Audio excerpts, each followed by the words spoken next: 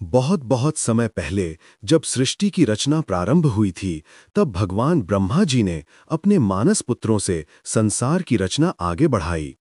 ब्रह्मा जी की दो पत्नियां थीं, अदिति और दिति।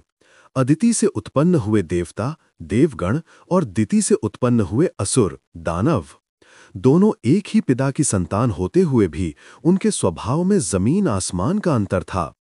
देवता शांत, सदाचारी, सत्य और धर्म के मार्ग पर चलने वाले थे। वे सदा परमात्मा में आस्था रखते और भलाई का मार्ग अपनाते थे। वहीं असुर अहंकारी, भोगी और सत्तालोभी थे। उनका विश्वास बल पर था, ना कि भक्ति पर। एक समय ऐसा आया जब असुरों के राजा महाबली ने असुरों की विशाल सेना के साथ स्वर्ग पर आक्रमण कर दिया। असुरों के पास अपार बल और शक्ति थी। उन्होंने देवताओं को पराजित कर दिया और इंद्रलोक पर कब्जा कर लिया। देवताओं की शक्ति कमजोर पड़ गई, उनका तेज नष्ट हो गया। हार कर देवता बहुत दुखी हुए। उनके राजा देवेंद्र, इंद्र, ने सभी देवताओं को एकत्र किया और कहा, अब हमें केवल भगवान विष्णु ही बचा सकते हैं। चलो हम सब मिलकर उनसे प्रार्थना करें। देवता सभी मिलकर भगवान विष्णु के पास पहुंचे और उन्हें प्रणाम करके बोले, हे प्रभु, असुरों ने हमें पराजित कर दिया है। अब हमारा अस्तित्व संकट में है। हमारी शक्ति लुप्त हो गई है। कृपा करके हमारी सहायता कीजिए। भगवान विष्णु मुस्कुराए और बोले, हे देवगण, चिंता मत करो। तुम्हारी शक्ति लौटाने का एक उपाय है। यदि तुम असुरों के साथ मिलकर क्षीर सागर, दूध के सागर का मंथन करोगे तो उसमें से अमृत निकलेगा। जो उस अमृत को पिएगा वह अमर हो जाएगा। देवताओं ने हाथ जोड़कर कहा, प्रभु, परंतु असुर तो हमारे शत्रु हैं। वे अमृत को अपने लिए रख लेंगे। भगवान विष्णु बोले, चिंता मत करो, समय आने पर मैं स्वयं उपाय कर दूंगा। देवता और असुर दोनों क्षीर सागर तट पर पहुंचे। मंथन के लिए पर्वत और रस्सी की आवश्यकता थी। तब सभी ने मिलकर यह निश्चय किया कि मंदराचल पर्वत को मंथन दंड बनाया जाएगा और वासुकी नाग को रस्सी की तरह लपेटा जाएगा। असुरों ने कहा, हम नाग के मुख की ओर पकड़ेंगे, क्योंकि हमें अधिक बल चाहिए। देवताओं ने पूंछ की ओर पकड़ लिया। मंथन शुरू हुआ, परंतु पर्वत बहुत भारी था और समुद्र में बार बार डूबने लगा। देवता परेशान हो गए। तब भगवान विष्णु ने कूर्म अवतार, कछुआ रूप धारण किया। वे विशाल कछुए के रूप में समुद्र में उतर गए और अपने पीठ पर पर्वत को टिकाकर स्थिर कर दिया। अब मंथन आरंभ हुआ। असुर और देवता दोनों अपनी पूरी शक्ति से रस्सी खींचने लगे। वासुकी नाग के मुख से विष की आग निकलने लगी, जिससे असुरों के चेहरे काले हो गए। देवता धैर्यपूर्वक विष्णु जी का नाम लेते हुए मंथन करते रहे। मंथन चलते चलते सागर से एक के बाद एक अद्भुत वस्तुएं निकलने लगीं। कामधेनु गौ, जो सब इच्छाएं पूर्ण करती है, उसे ऋषियों ने ले लिया ताकि वे यज्ञों में उसका उपयोग कर सकें।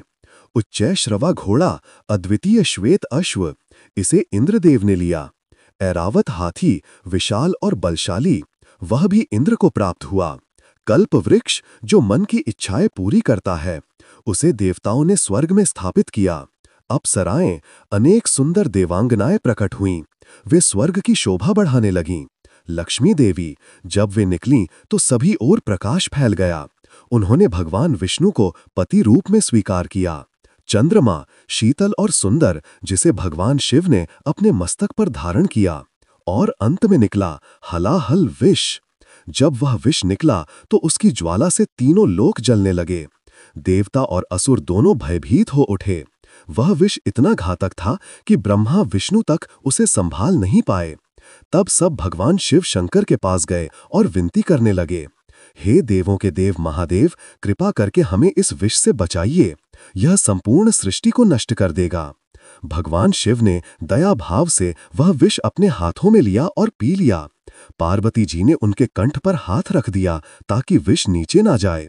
विष के प्रभाव से उनका कंठ नीला पड़ गया और वे कहलाए नीलकंठ महादेव। सृष्टि फिर से शांत हो गई। अब मंथन जारी रहा। कई दिव्य वस्तुओं के बाद अंत में सागर से प्रकट हुए धन्वंतरी देव, जो भगवान विष्णु के अवतार माने जाते हैं। उनके हाथ में एक सुनहरा कलश था जिसमें अमृत भरा था।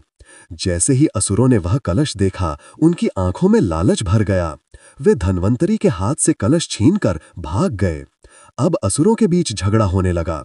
पहले मैं पीऊंगा, नहीं पहले मैं। पूरा रण क्षेत्र हाहाकार से भर गया। देवता असहाय होकर फिर भगवान विष्णु के पास पहुंचे और बोले, हे प्रभु, अब तो असुरों ने अमृत छीन लिया है, हमारी सारी मेहनत व्यर्थ चली जाएगी। भगवान विष्णु मुस्कुराए और बोले, अब मैं स्वयं इसका उपाय करता हूं। फिर उन्होंने मोहिनी रूप धारण किया, एक अद्भुत सुंदर स्त्री का रूप, जिसकी छवि देखकर असुर भी मंत्रमुग्ध हो गए। उनकी आंखें उस दिव्य रूप से हटी नहीं।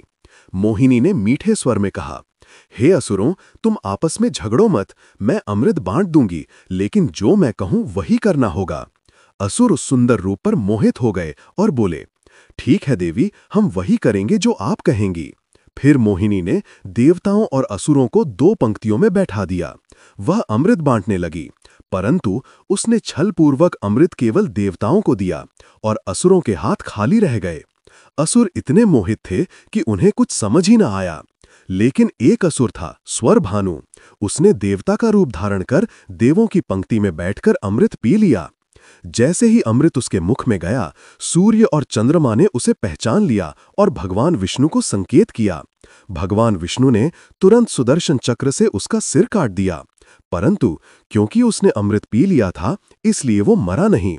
उसका सिर राहु कहलाया और धड़ केतु बना। कहा जाता है कि आज भी सूर्य और चंद्र ग्रहण के समय राहु केतु उनसे बदला लेते हैं। अमृत पीने के बाद देवताओं की शक्ति लौट आई, उनका तेज फिर से प्रज्वलित हो उठा। उन्होंने असुरों पर आक्रमण किया और उन्हें पराजित कर स्वर्गलोक वापस प्राप्त किया।